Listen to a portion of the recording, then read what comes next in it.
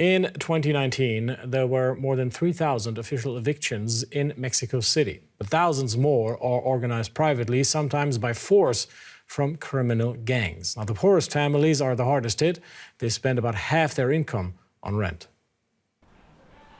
The tenants of this apartment block in Mexico City are locked in a struggle with their landlord. Judith Resendez has lived here since she was a child.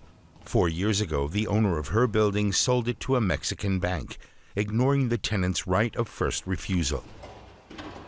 The new owner hired armed security, installed surveillance cameras, and sent in thugs to intimidate them. Lawyers were hired to force the 45 families out of their apartments, but 12 of the tenants stayed. They barricaded themselves on the roof to escape the constant harassment. How could they demolish the building when people live here? That was Banca Mifel's strategy, and it scared a lot of people off.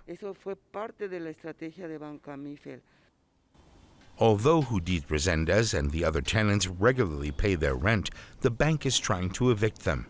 The plan is to build new apartments and offices in the Roma Norte district, one of the most sought-after neighborhoods in the Mexican capital. Gentrification has quickly spread to other neighborhoods in Mexico City, where housing prices have increased by 40 to 80% in the past year. According to NGO Habitat International Coalition, during the pandemic, 30% of the capital's residents left the city due to rising rents and services. The takeaway: city government must do more to prevent displacement.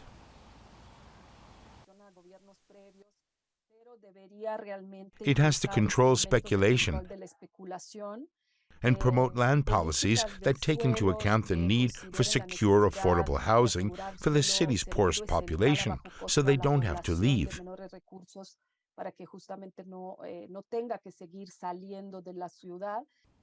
In 2019, there were more than 3,000 official evictions, but thousands more are organized privately, sometimes by force from criminal gangs.